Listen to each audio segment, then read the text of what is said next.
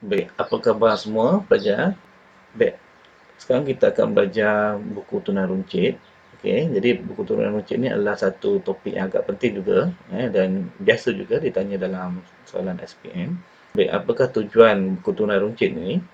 Baik, jadi tujuan buku tunar runcit ni kita gunakan untuk membuat pembayaran yang melibatkan amount yang kecil yang selalu berlaku. Jadi pembayaran amount kecil yang kerap berlaku dalam perniagaan. Kita lihat contoh yang katakan pembayaran tu, contohnya bayaran minuman tetamu, upah cuci, yang ni kita biasanya kita akan bayar selalulah. Seterusnya dia dapat mengurangkan catatan belanja yang kecil di dalam buku tunai. Jadi itulah tadi, tak perlu tulislah dalam buku tunai. Baik, seterusnya dia boleh mengelakkan pembayaran menggunakan cek untuk pembayaran yang amountnya kecil. Jadi bila amount kecil kita takkan nak keluar pakai cek. Kalau RM5, tak perlulah. Kita pakailah duit yang ada, duit cash dalam dalam perniagaan. Baik, jadi untuk buku tunai runcit ini, sebenarnya kita menggunakan sistem panjar. Jadi apa itu sistem panjar? Sistem panjar runcit digunakan bagi mengurus dana tunai runcit.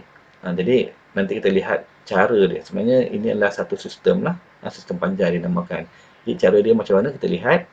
Mula-mula sekali, juruwang akan peruntukkan sejumlah wang tunai pada setiap bulan. Maksudnya juruwang dia akan bagilah berapa jumlah wang, contohnya 200 dibagi awal setiap bulan.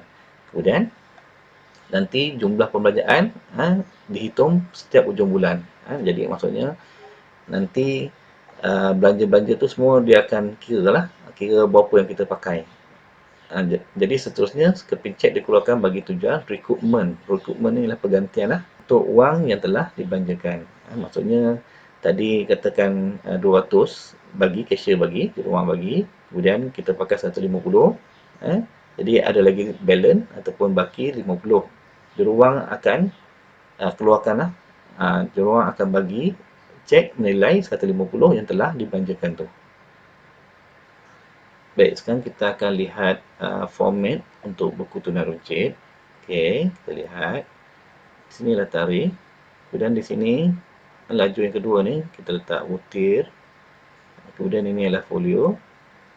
Kemudian di sini tuliskan nombor voucher sebab juruwang akan keluarkan, dia akan keluarkan voucher lah. So nombor voucher. Kemudian di sini adalah penerimaan, duit yang masuk, dan sini duit yang keluar lah, pembayaran. Jadi cuba lihat betul-betul, mudah saja. Tarikh, kemudian butir, folio untuk rujukan, dan nombor voucher yang dikeluarkan oleh juruwang. Ada penerimaan, pembayaran. Penerimaan ialah apa yang kita terima lah, dan pembayaran apa yang kita bayar. Jadi penerimaan ni biasanya sekali, sebulan tu biasanya sekali, dan bergantunglah kepada keperluan. Kalau perlu dua kali lah. Cuma pembayaran ni, pembayaran banyak kali lah sebab memang buku tunai runcit kita gunakan untuk membayar. Membayar ataupun melakukan perniagaan yang kecil-kecil tu. Jadi untuk pembayaran, kita akan buat analisis di sini. So kita akan buat analisis, pembayaran tu untuk apa. Jadi analisis pembayaran, contohnya yang pertama untuk pos, yang kedua untuk tambang, tiga untuk alat tulis, yang keempat untuk belanja am. Jadi untuk ini sebenarnya akaun yang kecil ni, analisis bayaran ni, kita ada folio lah. Kemudian kita ada folio sini. Dan di sini akhir sekali kita akan letak yang lain-lain lah, lain-lain yang kita, ini yang biasa, ini yang kerap berlaku. Kemudian kita buat yang lain-lain pelbagai lah, pelbagai. Baik, sekarang kita akan lihat contoh ilustrasi satu persatu. Kita belajar buku tunai runcit, lihat cara dia, macam mana kita akan rekod satu persatu. Baik, di sini diberi contoh kedai buku masyarah menyimpan buku tunai runcit mengikut sistem panjar bermula 1 April, maksudnya bulan April. Berikut ialah penerimaan dan penggunaan wang dalam bulan April. Jadi kita akan rekodlah apa aktiviti ataupun penerimaan pembayaran yang berlaku dan kita rekodkan dalam buku tunai runcit. Baik, kita buat format dia, buku tunai runcit. Jadi jangan lupa kita masukkan butir-butir yang kita telah pelajari tadi, macam ni, tarikh butir, folio, nombor voucher, penerimaan, pembayaran, dan analisis pembayaran, pos tambang, alat tulis, belanja pejabat, folio dan pelbagai. Dan seterusnya kita lihat urus niaga yang berlaku. Baik, kita lihat satu persatu.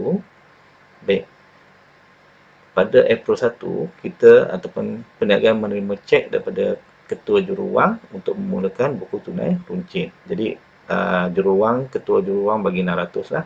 Jadi, kita buat format dia. Baik, kemudian kita lihat, jangan lupa tarikh, mula dengan tahun dulu.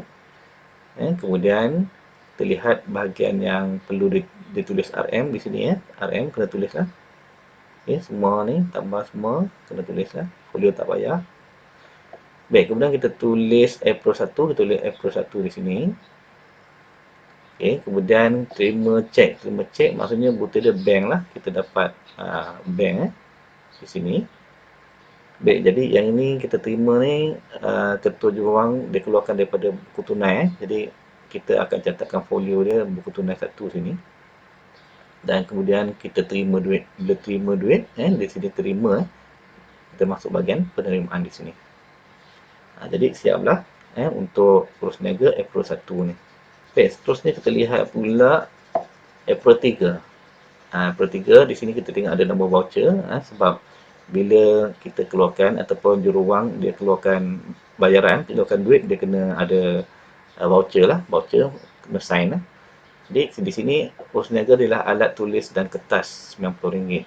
Jadi kita bayar, alat tulis dan kertas. Jadi kita akan record April 3 sini. Kemudian kita tulis butir lah alat tulis dan kertas. Dan kita lihat voucher dia B01. Jumlah dia lah 90 di sini. Tapi bahagian pembayaran sebab kita keluarkan duit ataupun kita bayar. Dan di sini kita lihat kita akan buat satu analisis bayaran dan kita lihat alat tulis ni dari bahagian mana. Pos ke tambang, alat tulis, tentulah alat tulis di sini. RM90 di sini. Jadi dah siap lah untuk April 3. Baik, seterusnya kita lihat April 5 pula. Bayar belanja membaki pintu pejabat. Panjang. Kita boleh ringkaskan lah, jadi boleh faham lah.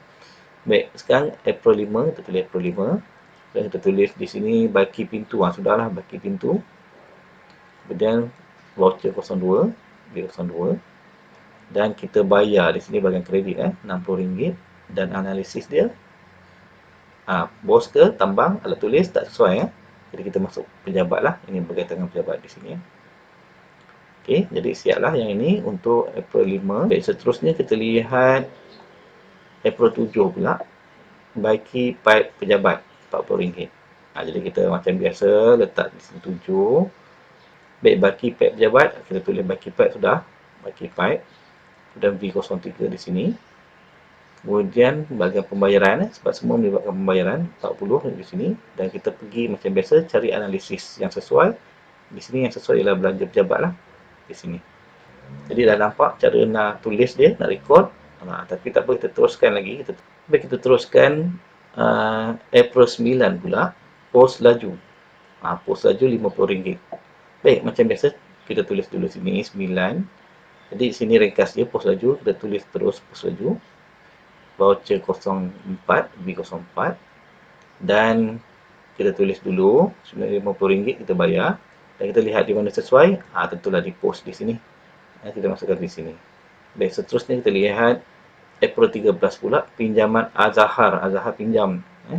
Tapi tak apa, kita record saja 13. Di sini kita lihat pinjaman Azhar 120. 120 tak banyak sangat boleh bayar, tak ada masalah. Kita boleh bayar. So sebab kita pun ada 600 banyak. So 120 ni bukanlah satu nilai yang besar sangat, kita boleh bayar. Jadi kita tulis di sini pinjaman Azhar B05 dan kita bayar di sini 120. Jadi apa yang sesuai? Pos, tambang, alat tulis, pinjaman pejabat. Jadi pinjaman Azhar ni bukanlah satu urus niaga ataupun aktiviti yang biasa kita buat. Jadi ini adalah yang lain sikit lah. Yang lain. Jadi kita masuk dalam pelbagai. Jadi yang urus niaga yang di luar jangkaan ataupun yang jarang-jarang. Bukan kerap. Yang ni jarang kita buat, kita masuk dalam pelbagai. Okey. Seterusnya kita lihat pula April 26 surat berdaftar. Tak apa, kita tengok surat berdaftar masuk mana. So 26 di sini tulis surat berdaftar. V06 surat berdaftar RM30 kita bayar, kita masuk dulu dalam pembayaran. Kemudian kita tengok analisis yang mana sesuai pos tambang. Jadi kita masuk pos lah. Sebab surat ni dia berkaitan dengan pos, kita masukkan di sini. Okey, dah siap lah untuk April 26. Baik, seterusnya kita lihat pula yang seterusnya April 28. Beli perabot pejabat daripada kedai Tek Ho 800. Banyak 800 ni. Jadi kita pun bajet ataupun yang diberi tu hanya 600 je, jadi tak sesuai lah kita masuk. Jadi kini tak perlu record lah, yang ni biarlah buku tunai saja yang record, ataupun biarlah kita masukkan dalam buku tunai. Tak perlu masuk dalam buku tunai runcit sebab nilai dia besar.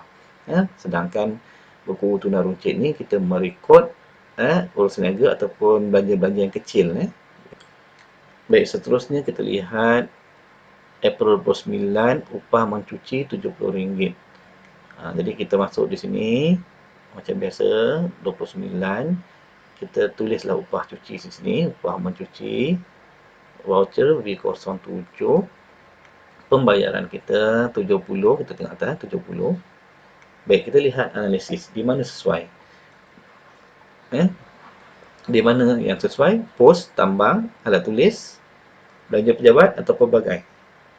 Jadi kita lihatlah ni cuci apa ni? Tentulah cuci pejabat. Jadi kita tulis di bawah pejabat lah di sini yang sesuai. Okey, jadi dah siap lah. Jadi sekarang tiba masa untuk kita tutup buku tunai runcit ni. Kita lihat, kita gariskan dulu daripada penerimaan ni sampailah ke sini belanja pejabat. Okey. Kemudian di sini pun ada pelbagai ni. Terusnya kita lihat penerimaan ni, kita lihat penerimaan dan pembayaran, kita tengok dulu. Kita tengok dulu baki dia ni. Baki ni kita bandingkan penerimaan dan pembayaran. Baik, penerimaan kita tulis dulu di bawah ni 600, kita bandingkan di sini, kita jumlahkan, dapat di sini ialah 460. Jadi kita lihat di sini pun ada lebihan kan. Baik, di sini 600 penerimaan dan pembayaran 460, nanti kita buat baki dia. Kita lihat yang ni dulu. Kita buat satu persatu. Laju pos dulu 80, tambang tak ada, alat tulis 90 sini, belanja pejabat 170, folio tak perlu, pelbagai 120. Okey, jadi ini adalah kita jumlahkan lah, kita jumlahkan ke bawah senang jumlahkan ke bawah semua. Seterusnya kita lihat balik penerimaan pembayaran, kita nak lihat baki dia. Kita buat satu garis besar sini. Jadi kita nak buat imbangan dia ataupun nak kira baki dia, kita turunkan 600 ni. Turunkan 600, ini baki besar. Kemudian 600 ni kita tolak dengan 460, kita dapatlah di sini 140. Jadi 140 inilah sebenarnya baki untuk buku tunai runcit. Jadi kita tulis pada akhir bulan April ada 31, dan butir dia kita tulislah baki hantar bawah ataupun baki akhir lah. Jadi inilah baki akhir untuk buku tunai runcit 140. Jadi baki ini kita akan bawa nanti ke bulan hadapan, bulan April, jadi bulan Mei. Dan Mei baki dia bawah-bawah dan nilai dia 140 di sini. Baik, jadi baki hanya 140. Kita dah belanjakan sebanyak 460 tadi. Jadi kita biasa ataupun tadi dalam soalan diberitahu sistem kita punya buku tunai runcit ni dia akan maintain 600 ataupun juruwang akan bagi 600. Kalau tak cukup nanti dia akan tambah. Baik, sekarang baki ada 140 dan kita pakai 460. Jadi juruwang kena tambah lagi lah 460 supaya cukupkan 600 balik. Jadi kita akan terima daripada juruwang bank macam tadi juga. Okey, jadi buku tunai yang kedua pula. Jadi kita akan terima sebanyak 460. Kita akan terima sebanyak 460 supaya akan cukup balik lah 600 tu. Okey, dah siap dah buku tunai runcit kita. Dah dapat dah baki akhir tu dan juga nilai yang perlu ditambah. Baik, dah siap dah buku tunai runcit. Kita dah dapat dah baki kita 140 dan juruwang akan tambah 460 di sini. Seterusnya nanti kita akan lihat ini yang bayaran ni ataupun akaun-akaun ni kita kena tutup lah ataupun kita kena postkan, pindahkan ke ledger nanti. Jadi yang ini okey, rujukan dia kita letak di sini ialah ledger AM1, tambang tak ada. Alat tulis ledger AM2, belanja pejabat ledger AM3. Seterusnya kita lihat tadi pinjaman di sini, pinjaman di sini. Kita letak di sinilah, di folio ni ledger AM4. Jadi dah siaplah buku tunai runcit. Kita sudah belajar buku tunai runcit. Jadi harap-harap pelajar sudah faham, dan kalau tak faham macam biasa, ulang balik video dan tengok balik di mana yang tak faham tentang buku tunai runcit ni. Baik, sekian saja daripada saya. Terima kasih.